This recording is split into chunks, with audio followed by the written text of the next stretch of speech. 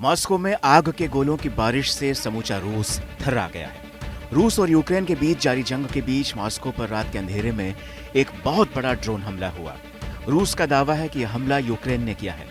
यह हमला ऐसे समय हुआ जब सऊदी अरब में इस युद्ध को खत्म करने के लिए कूटनीतिक स्तर की वार्ता की योजना बनाई गई थी, लेकिन उसके पहले ही मॉस्को में 58 ड्रोन भेजकर यूक्रेन ने जलती आग में घी डालने का काम कर डाला है। रूसी अधिकारियों के अनुसार मॉस्को को निशाना बनाकर कई दर्जन ड्रोन भेजे गए थे, लेकिन रूस के एयर डिफेंस सिस्टम ने इनमें से 60 से ज्यादा ड्रोन को नीचे गिरा दिया।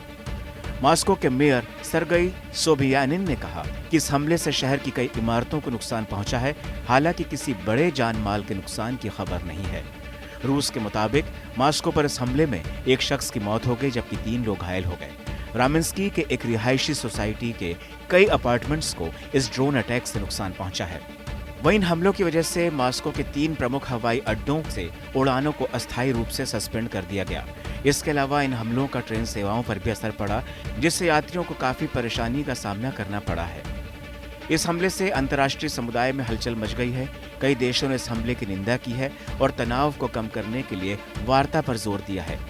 दरअसल इस हमले से पहले सऊदी अरब में रूस यूक्रेन युद्ध को रोकने के लिए एक उच्च स्तरीय बैठक आयोजित की जानी थी।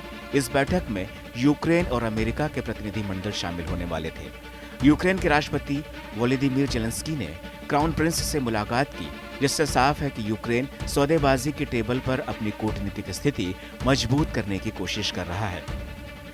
लेकिन मॉस्को पर हुआ यह ड्रोन हमला रूस यूक्रेन युद्ध में एक नया और खतरनाक मोड़ ला सकता है। जहां एक तरफ कूटनीतिक कोशिश जारी है, तो वहीं दूसरी तरफ इस तरह के हमले संघर्ष को केवल बढ़ाने का काम करेंगे। अब आने वाले दिनों में इस हमले के बाद रूस की क्या प्रतिक्रिया होती है, वो देखने वाली बात होगी।